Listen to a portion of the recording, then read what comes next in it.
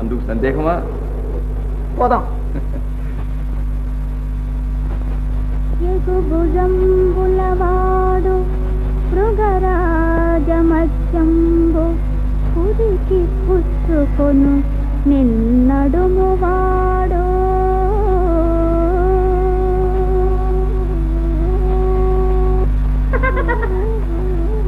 ఏమిటి కుమారి, ఏమైతే నీకి?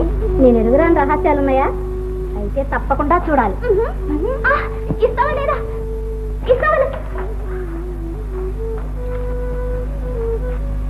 ఏమిటమ్మా ఇది? నీ రకలేనా?